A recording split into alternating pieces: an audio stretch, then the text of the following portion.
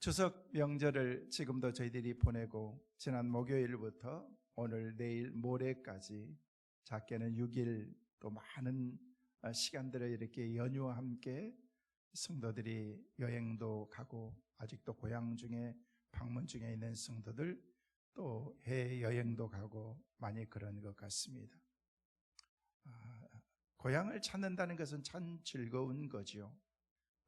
사랑하는 사람들을 만나고 또 좋은 만남의 교제를 통해서 우리에게 기쁨을 가져다 주고 행복과 기쁨, 즐거움을 가져다 주는 것이 명절인 것 같습니다.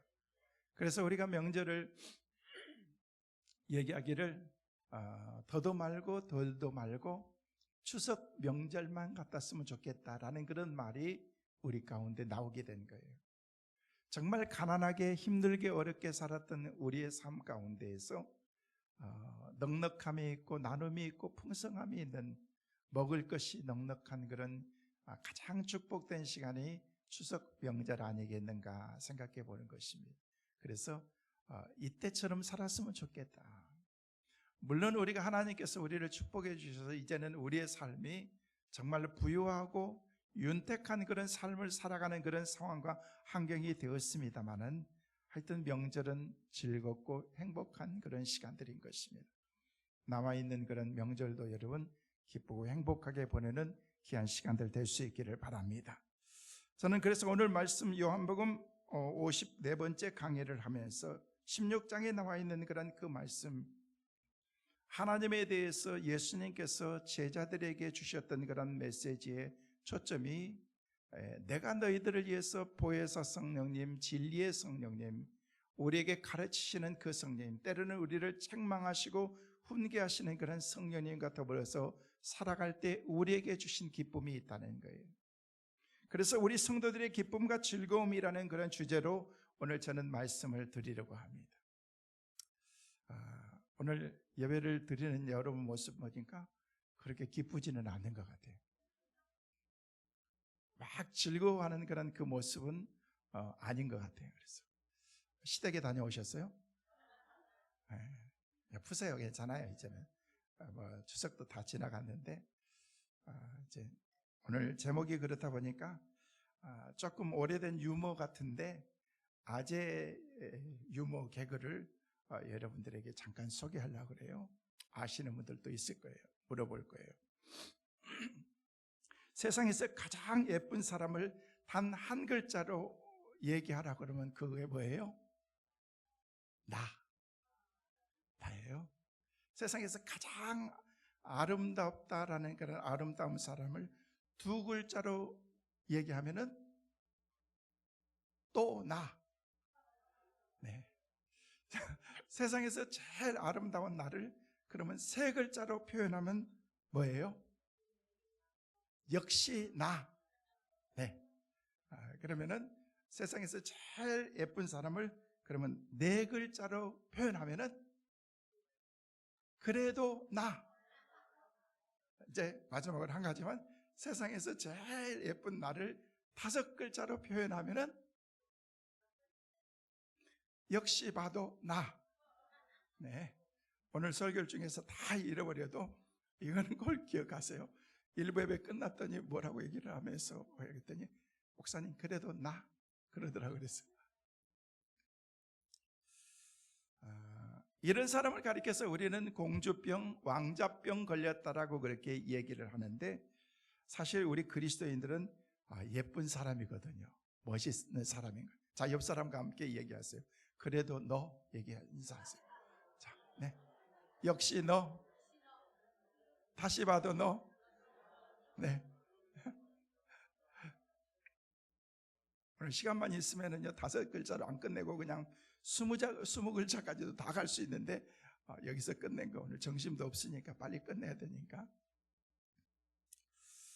하나님 앞에서 사는 그런 사람들은 믿음의 사람이라는 그런 확신을 가지면서 하나님이 나를 얼마나 예뻐하시고 하나님이 나를 얼마나 소중히 여긴 것을 때로는 모르면서 살아갈 때가 참 많습니다. 내가 내 자신의 신분을 때로는 망각하면서 살기도 한다는 거예요. 내가 어떤 상황과 환경 가운데 있다고 할지라도 이미 우리는 하나님 안에서 믿음으로 살아가는 그런 사람들이기 때문에 그렇습니다. 그러나 이런 확신과 믿음이 없으면요, 때로는 우리의 삶이 고달프고 힘들고 어려운 그런 일들이 있고, 살면서 모진 바람이 우리 가운데 불어오기 시작하면은 그 가운데 갖는 생각이, 하나님은 정말 나를 사랑하시는 건가? 하나님은 여전히 나를 사랑하시는 건가? 라는 그런 생각을 우리가 갖기도 한다는 것입니다. 릭 이젤이라는 그런 사람이 위기라는 그런 책을 썼습니다. 그 위기라는 그런 그 책에 나오는 그런 그 이야기의 스토리는 바이올린을 만드는 그런 그 장인 정신의 이야기에 대해서 우리에게 가르쳐 주고 있습니다. 이분은 목사님이시지만 소설가이기도 하지만은요, 그 장인 정신을 가지고 있는 그런 그 바이올린을 만들기 위해서는요, 일상적으로 수목원이나 일상적으로 막 밀림 지역에서 나오는 그런 그 나무로는 바이올린을 만들 수가 없다는 것입니다.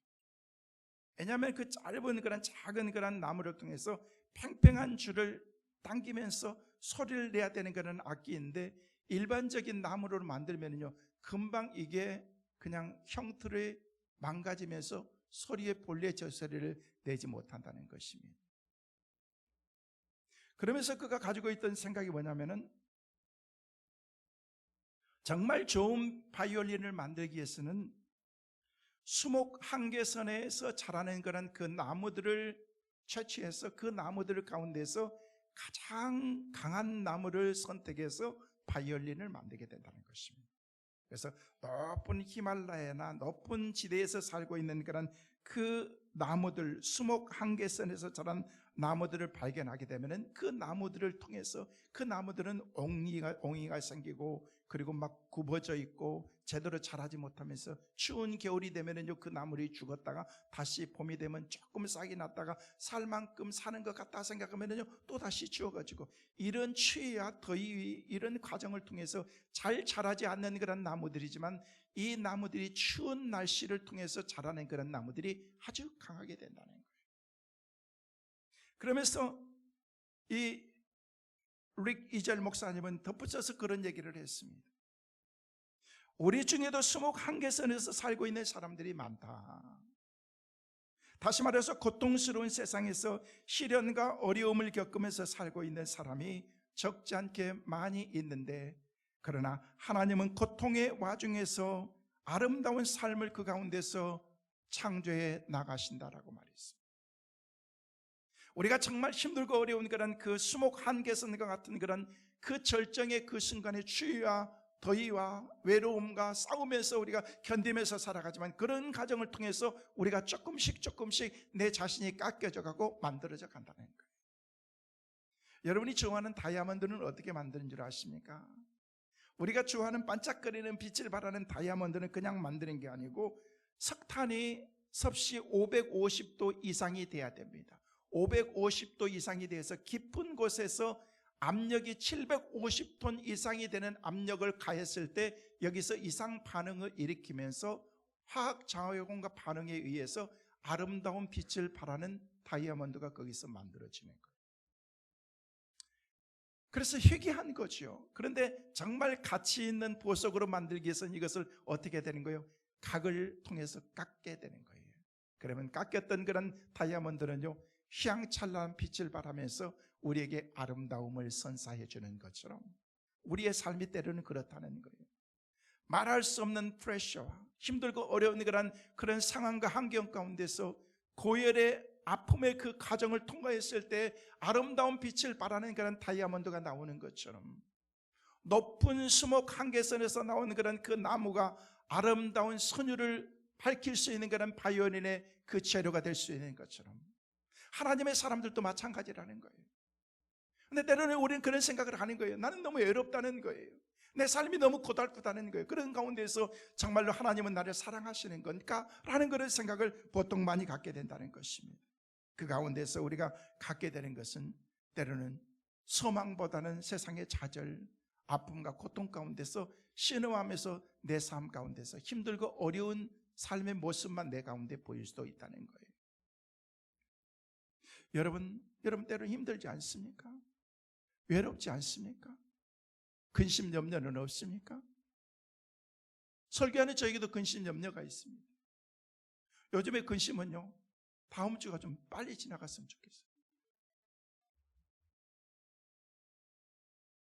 아들 결혼한다고 하는데, 목사님 뭐 하시는데? 아무것도 안 해요.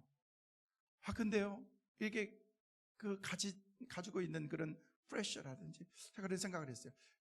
우리 부모님들은, 옛날에 우리 부모님들은 막 기본으로 6, 7은 보통으로 낳잖아요. 우리 처가댁에는요 11명 낳았으니까, 그럼 나가지고 또 결혼시키고 나면 또 하고 뭐 해도 끝이 없어요. 축구 선수들 멤버들처럼 다 해야지 끝나니까 여러분, 이게 끝이 없잖아요. 근데 보이지 않게 가지고 있는 어떤 마음의 부담이라든지 이런 것들이 마음속에 있는 거예요. 모든 사람들에게 표현은 하지 않아서 그렇지, 모든 사람들이 다 가지고 있는 나름대로의 고충과 아픔과, 때로는요 그 가운데에서 내 마음속에 근심하지 말아야 될 그런 것들을 가지고도 때로는 근심한다는 거예요. 아유, 목사님 배부른 소리 하세요. 우리 아들은, 우리 딸은 아직도 결혼도 못했는데요. 다 때가 되면 다 하시더라고. 보니까 그건 말 위로가 안 되는 줄 알고 있지만은요, 하나님께 맡기고 그러면요, 하나님께서 다 때가 되면 다 알아서 짝짝도록 다 만들어 주시는데, 근데 중요한 것은요, 그 가운데서 내가 외롭다라는 그런 생각, 내가 힘들다라는 그런 생각을 가지고 있을 때 갖는 마음이 내 마음속에 염려와 근심으로 남게 된다는 거예요. 물론 염려와 근심 없이, 걱정 없이 우리의 인생을 살 수는 없지만은요, 그 가운데서 우리가 가져야 될 그런 그 마음은요, 세상에 사는 사람치고 근심 걱정 없는 사람이 다 없기 때문에 다 마찬가지라는 거예요. 있는 사람은 있는 대로 걱정, 없는 사람은 없는 대로, 가진 사람은 가진 대로, 없는 사람은 없는 대로, 배운 사람은 배운 대로, 배우지 못한 사람은 나름대로 다 가지고 있는 아픔과 고통이 다 있는 것입니다. 옛날에 저희 할머니가 그러시더라고요. 천석궁은 1000가지 염려 근심이 많대. 그래서 나름대로 다 모든 사람들이 가지고 있는 아픔과 모든 문제들은 인간사의 모든 삶 가운데 다 있다는 것입니다. 예전에 건강염려증후군이라고 하는 그런 그 제목의 글을 읽은 적이 있습니다. 그것에 등장하는 41세 김아무개라고 하는 그런 그 사람은요, 매스컴을 통해서 무슨 얘기가 나오고 질병에 대한 그런 얘기가 나오면요, 그 질병의 얘기를 들으면서 자기가 막 몸을 더듬으면서 자기의 어떤 그런 장기에 무슨 일이 있는 것 같아요. 갑자기 목을 만지면서 목에 막 혹이 있는 것 같아가지고 견딜 수 없어서 잠을 자지 못하고 그 다음날 아침에 일찍 병원에 가가지고 내가 몸이 좀 이상한 것 같아요 하면서 의사에게 진단했는데, 아무리 검사하고 뭘 해도 아무것도 나오지 않으면서 별 이상이 없습니다. 당신은 집에 가서 쉬면 되겠습니다. 그 얘기를 믿지 못하고 또 다른 병원에 가서 그 사람이 자기가 모든 문제가 있는 것 같다고 좀 봐달라고 그렇게 얘기하는데 똑같은 얘기를 한다는 거예요. 왜? 이상이 없기 때문에 그런 거예요. 이를 두고서 우리가 얘기하는 게 뭐냐면요, 이것이 바로 건강염려증후군이라는 그런 질병이라는 거예요. 신체적으로 이상이 없는데도 여기저기 아픈 것을 들고서 병들었다고 생각하는 그런 증상을 통틀어서 표현하는 것이 바로 자신의 위중한 병에 걸렸다라는 그 생각에 사로잡혀서 그 공포와 불안에 시달리는 일종의 정신장애라는 거예요. 쉽게 얘기해서 정신병 가운데 하나라는 것입니다. 그 사람은 안 아픕니다. 문제 있는 것도 아닙니다. 근데 내 삶 가운데에서 막 문제를 만드는 거예요. 내가 아픈 것 아닌가? 내가 죽을 병 걸린 것 아닌가? 죄송해요. 그럼 죽을 병 걸렸으면 앓다가 가면 되는 거죠. 그렇잖아요. 뭐 하나님께 생명은 다 달려있는데 우리가 산들 뭐 100살을 살겠어요? 1000살을 살겠어요? 사는 날 동안 행복하게 할 수 있으면 아프지 않고 건강하게 살다가 가면 되는 거지. 막 스스로 내 삶 가운데서 있지도 않는 병들을 생각하면서 내가 이렇게 아프면 어떤 사람들은요 막 미리 당겨가지고 내가 이렇게 아프면 별 걱정을 다 하세요. 그냥 자유하세요.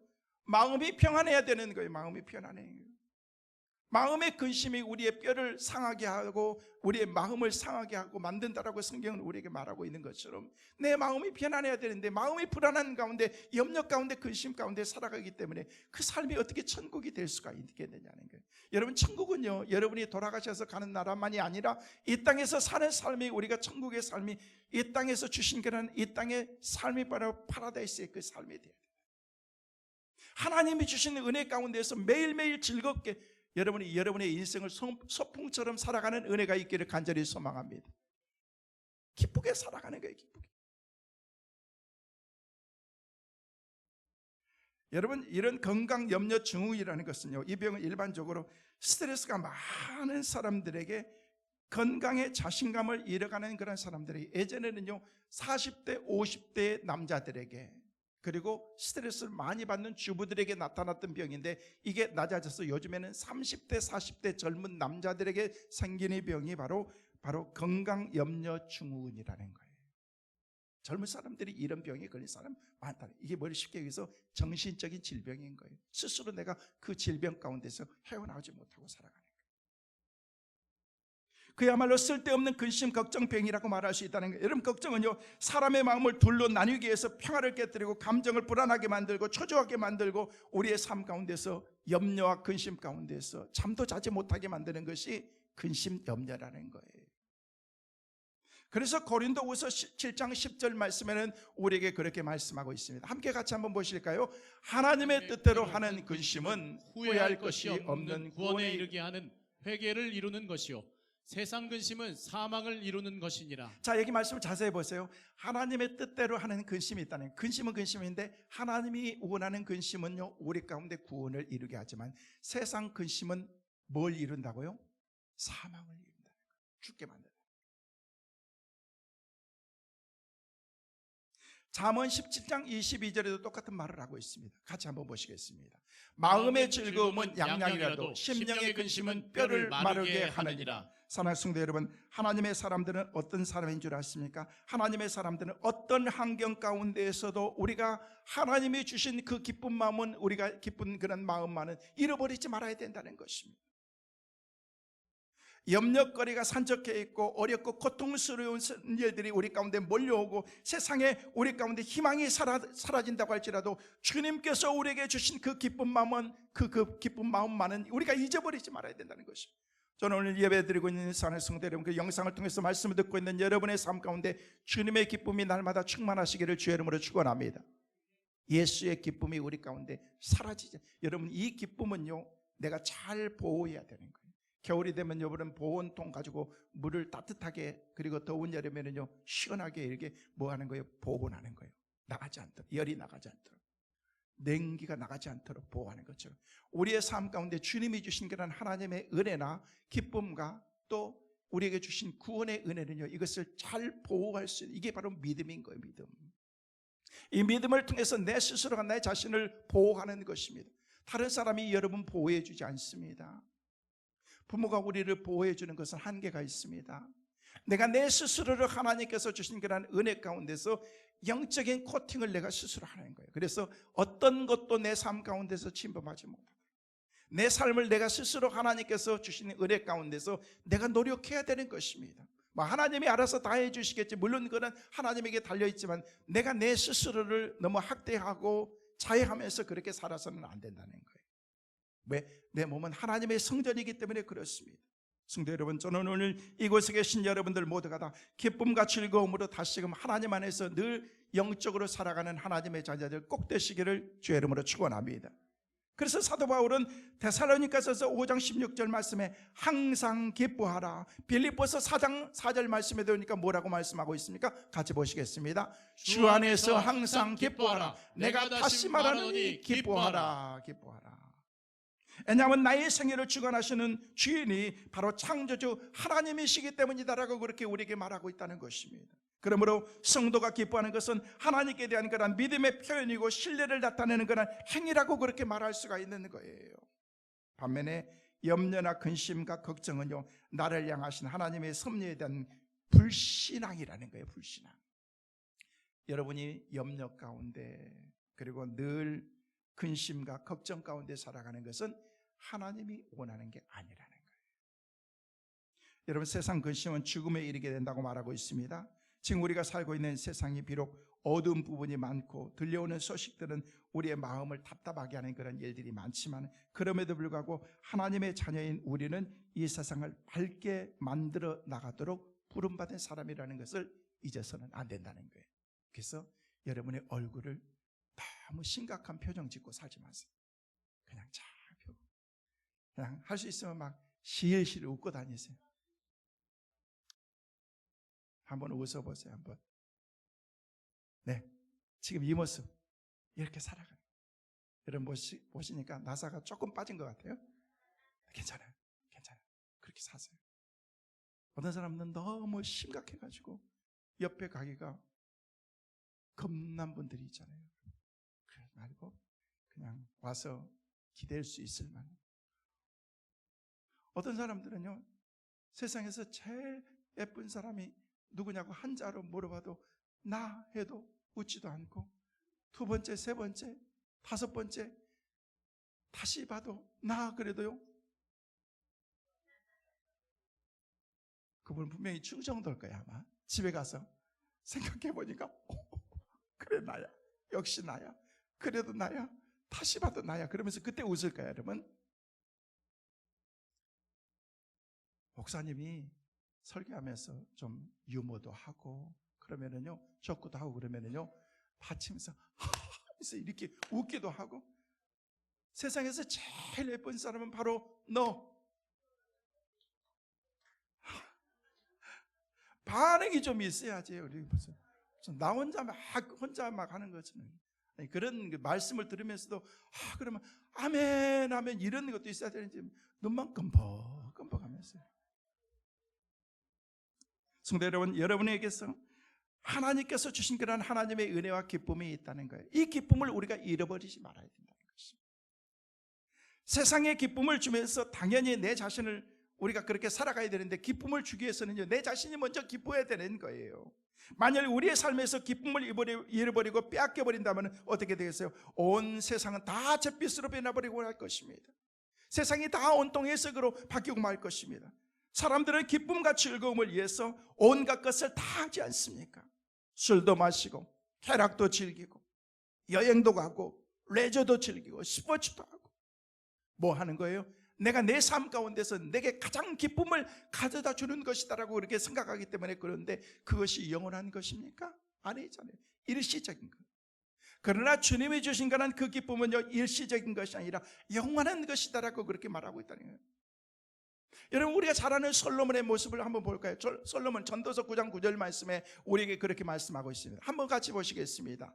내 헛된 평생의 모든 날 곧 하나님이 해 아래에서 내게 주신 모든 헛된 날에 내가 사랑하는 아내와 함께 즐겁게 살지어다. 그것이 내가 평생의 해 아래에서 수고하고 얻은 내 몫이니라. 여기 말씀 보니까 아내와 함께 즐겁게 살지어다.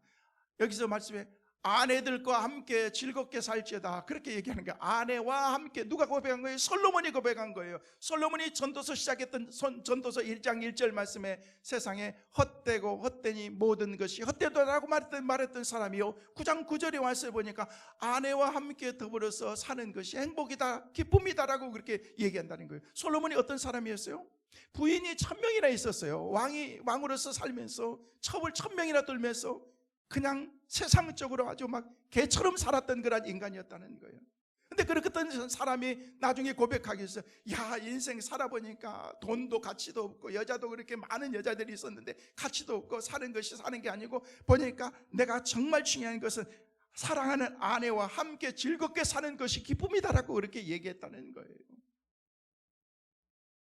다시 말해서 이 땅에서 가족을 이루고 행복하게 기쁘게 사는 것이 하나님이 주신 복이라고 그렇게 말한다는 것입니다. 더욱이 그리스도인에게 있어서 기쁨은 선택적인 것이 아니라 이것은 당연한 거예요. 필연적이라는 것이랍니다. 성도 여러분, 오늘 말씀이 바로 이 사실을 증명해 주고 있습니다. 우리는 세상이 주는 것이 아닌 예수님이 주신 기쁨을 소유하고 있습니다. 그래서 이 기쁨은 놀라운 능력을 가지고 있는 거예요. 이처럼 놀라운 능력이 있는 주님이 주신 기쁨은 과연 어떤 것인가? 저는 간단하게 세 가지를 말씀을 드립니다. 첫째로, 주님이 주신 그런 기쁨과 즐거움은요, 근심을 사라지게 만든다는 것입니다. 오늘 말씀을 듣는 가운데 여러분의 삶 가운데 주님의 기쁨이 충만하셔서 여러분 마음속에 가지고 있는 염려, 근심, 걱정이 다 사라지는 은혜가 있기를 간절히 소망합니다. 여러분, 내가 이것을 가지고 있으면 절대 내가 행복하게 건강하게 우리의 삶을 살아갈 수가 없기 때문에. 자, 오늘 본문 20절 말씀 다시 한번 보시겠습니다. 내가 같이 보십니다. 내가 진실로 너희에게 이르노니 너희는 곡하고 애통하겠으나 세상은 기뻐하리라. 너희는 근심하겠으나 너희 근심이 도리어 기쁨이 되리라. 이 말씀하니까 너희 근심이 기쁨이 된다는 거예요. 어떤 사람에게? 예수 그리스도 안에서 살아가는 사람들에게. 제가 늘 여러분에게 강조하는 것이 제가 좋아하는 말씀이 in Christ, 주님 안에 들어갈 때, 주님 안에서 주신 그런 하나님의 주신 큰 은혜가 있기 때문에 그 안에 들어갈 때 기쁨이 사라지게 되는 거예요. 내 안에 근심이 있습니다. 염려가 있습니다. 걱정이 있습니다. 근데 그 그릇에 그리스도가 딱 들어오는 순간 예수 그리스도를 통해서 내게 가지고 있는 그런 모든 염려, 근심이 다 사라진다는 거예요. 사람은 죽이고 파멸시키는 가장 무서운 것이 뭔지 아십니까? 마음의 근심인 거예요. 근심. 위에서 보았던 잠언 17장 22절 말씀해 보니까 마음의 즐거움은 양약이어도 심령의 근심은 뼈를 마르게 한다라고 그렇게 말했잖아요. 여러분, 뼈를 마르는 것 같은 그런 그 근심, 그런 것들을 마치 우리는 계속해서 내 삶 가운데서 나를 훈련시키는 건지 그렇게 살아가는 거예요. 우리가 살면서 가장 경계해야 될 것은 바로 근심, 걱정, 불안, 염려, 의심, 마음의 상태인 것입니다. 세상의 나쁜 바이러스들은 사람의 육체를 파괴하지만 심령은 마음을 병들게 만드는 영혼을 파괴하는 것이기 때문에 이게 무서운 것입니다. 영혼을 파괴하면은요, 그 때문에 영적인 그 어떤 그런 힘을 다 잃어버리게 되는 거예요. 그때는 영적인 것에 관심이 없습니다. 교회 오면 재미도 없습니다. 말씀 들으면 괜히 졸립습니다. 무슨 화성에서 온 사람처럼 여러분 그렇게 우리 인생을 살아가는 거예요. 왜? 영적이 있지 않기 때문에 그렇습니다. 병들기 때문에. 여러분의 심령이 병들고 영혼이 병들면 어떻게 되는 줄 아십니까? 우리 삶 가운데서 영적으로 즐거움이 없는 거예요. 기쁨이 하나도 없는 거예요. 사람들의 그 모습을 통해서 우리는 그런 것들을 볼 수가 있지 않습니까? 저 사람 영적으로 병들었어. 그건 병든 거예요. 육체적으로 병든 사람들은요, 우리의 모습에서만 나타나잖아요. 그래서 빨리 우리의 몸을 치료하는 것처럼 정신적인 거, 영적인 거, 이런 것들을 우리가 날마다 치료해야 된다. 그래야 우리가 건강하게 살 수 있기 때문에. 예수님께서 제자들의 마음에 그런 상황을 알았던 거예요. 근심으로 가득한 것을 알았던 거예요. 그래서 그 마음의 짐을 덜어주시려고 이 말씀을 한 거예요. 자, 21절 말씀 보십니다. 같이 보시겠습니다. 여자가 해산하게 되면 그때가 이르렀으므로 근심하나 아기를 낳으면 세상에 사람 난 기쁨으로 말미암아 그 고통을 다시 기억하지 아니하느니라. 이게 무슨 얘기냐면요, 세상 살아가면서 너무 고통스럽습니다. 힘들고 어렵습니다. 그래서 더 이상 못 살 것 같은 그런 마음이 듭니다. 이 얘기를 우리 주님께서 갑자기 이 말씀의 방향을 바꿔서 해산하는 여인에 대해서, 여러분, 여인이 아기를 잉태하면요, 몸의 변화를 통해서 막 입도 다지요, 그리고 막 다리에 지나죠. 나중에는요, 산고의 그 고통을 겪으면서 갖는 생각이, 난 다시는 얘 안 날 거야 생각하는데, 얘를 딱 안고 안아보는 순간 그 기쁨은요, 잠시 받았던 그 고통은요, 이게 아무것도 아니라는 사실을 깨닫게 된다는 그 얘기인 거예요. 그래서 우리 주님 말해요. 너희들이 당하는 고통과 아픔이 잠시 당하는 이런 상고의 고통과 같은 것인데, 이런 고통이 지나면 너희들에게 큰 기쁨이 올 것이라고 얘기를 하면서 너희는 기다려라, 조금만 인내해라, 그 얘기를 하는 것입니다. 여러분, 하늘에 떠 있는 그런 태양은요, 없어지지 않습니다. 구름이 가득 끼어 있으면요, 우리 근심이라는 그런 구름이 가득 끼어 있으면요, 우리는 태양을 보지 못하고 어두운 그런 그 시간들을 우리가 보내는 것처럼, 그렇지만 구름 위에는요, 찬란하게 떠 있는 것처럼 우리의 마음속에 그늘이 그 근심으로 이렇게 가득 차 있으면요, 우리의 마음이 어둡습니다. 세상 가운데 밝게 살지 못하는 거예요. 그런 가운데에서는요, 근심 가운데서 우리가 살아갈 수밖에 없는데, 그것을 한순간에 주님이 구름을 싹 거치게 되면요, 그 순간 그것이 찬란한 그런 빛이 쫙 떠오르게 된다는 거예요. 엊그제 이렇게 기도원 집회 가는데요, 이제 잠실을 지나가는데 잠실 오른쪽에 보니까 그 롯데 빌딩이 쫙 있는데요, 그 중간쯤에 구름이 쫙 머물러서 빌딩 중간이 그냥 다 구름 속에 잠겨 있더라고요. 그래서 그 모습을 보니까요, 그냥 쫙 뻗어 있는 끝까지 보는 것보다 더 아름답고 멋있더라고요. 보니까 야, 다 보이지는 않지만 그 가운데에서 보이지 않는 그런 것들을 통해서 또 다른 그런 구름 위에 따뜻한 그런 세계가 있는 것처럼 하나님께서 찬란하게 빛나는 그런 그 빛을 우리 가운데 주셨다는 것입니다. 주님은 우리에게 거하시도록 우리가 그래서 날마다 힘써야 되는 거예요. 예수가 우리 안에 거하시도록, 주님이 우리 안에 거하시도록. 요한복음 15장 4절은 우리에게 그렇게 말씀하고 있습니다. 같이 한번 보시겠습니다. 요한복음 15장 4절 말씀, 내 안에 거하라, 나도 너희 안에 거하리라. 가지가 포도나무에 붙어 있지 않으면 스스로 열매를 맺을 수 없음 같이 너희도 내 안에 있지 않으면 그러하리라. 어떻게 내가 주님 안에 거할 수 있으며 주님이 내 안에 거하실 수 있습니까? 그 뒤에 요한복음 15장 10절은 우리에게 그렇게 말씀하십니다. 같이 보십니다. 내가 아버지의 계명을 지켜 그의 사랑 안에 거하는 것 같이 너희도 내 계명을 지키면 내 사랑 안에 거하리라. 여러분, 주님 안에 거하기 위해서는, 주님이 내 안에 거하기 위해서는 다른 게 아니고 하나님의 계명을 지킨다는 것, 그 사랑 안에 살아가는 것을 우리에게 말하고 있는 것입니다. 이렇게 하면 주님의 기쁨이 우리에게 충만하게 된다는 것입니다. 자, 이어지는 11절 말씀 계속해서 같이 보시겠습니다. 내가 이것을 너희에게 이름은 내 기쁨이 너희 안에 있어 너희 기쁨을 충만하게 하려 함이라. 성도 여러분, 주님이 주신 기쁨으로 내 안에 있는 근심, 걱정, 염려 모든 게 다 사라져서 기쁨과 즐거움으로 늘 충만하게 살아가는 우리 성민의 온 가족들 꼭 되시기를 주의 이름으로 축원합니다. 두 번째로, 주님이 주시는 그런 기쁨과 즐거움은요, 그 누구도 빼앗아갈 수가 없습니다. 빼앗아가도 안 되는 것입니다. 자, 22절 말씀, 본문 말씀 보시겠습니다. 지금은 너희가 근심하나 내가 다시 너희를 보리니 너희 기쁨이 기쁠 것이요 너희 기쁨을 빼앗을 자가 없으리라. 여기 말씀 보니까 지금 너희가 근심하지만은 주님께서 너희 기쁨을 빼앗을 자가 없을 것이다 라고 얘기하고 있습니다. 여러분, 사탄은요, 그리스도인들이 잘 되는 것을 가만두지 않습니다. 여러분들이 신앙생활, 믿음생활 잘하는 걸요, 사탄이 그냥 둘 것 같아요. 절대 그만두지 않습니다. 무슨 수를 써서 어떤 상황과 환경을 통해서라도 여러분 마음속에 불편하게 만드는 거예요. 그리고 말씀을 듣지 못하게 만들고 영적으로 주님 앞에 바로 살지 못하도록 만드는 것이 사탄의 전략인 것입니다. 옆에 있는 사람을 통해서든 어떤 상황과 환경을 통해서든, 여러분, 주님의 제자들이 오순절 사건을 통해서도 이런 사건들을 얼마나 많이 경험했습니까? 그들이 하나님의 의뢰를 받고 나가서 하나님의 말씀을 전할 때 막 3,000명, 5,000명씩 회개하고 돌아오는 그런 역사가 있었는데, 그때 그냥 그런 상황을 사탄이 그냥 뒀습니까? 아니잖아요. 초대교회에 얼마나 많은 핍박이 있었습니까? 그 당시 왕이었던 그런 헤롯이 모든 사람들에게 핍박을 가하기 시작하는데요, 그리스도인들을 말살하기 위해서 교회를 탄압하고 힘들고 어렵게 만들고 초대교회에 있었던 그런 그 교회에 대한 그런 핍박은 이루 말할 수 없었습니다. 뿐만 아니라 온 지역의 모든 동네를 불 다 지르면서 이건 기독교인들이 믿는 예수쟁이들이 했다라고 얘기를 하면서 했던 게 헤롯이에요. 그리고 모든 네로의 그런 일들이 사탄이 다 하는 거예요.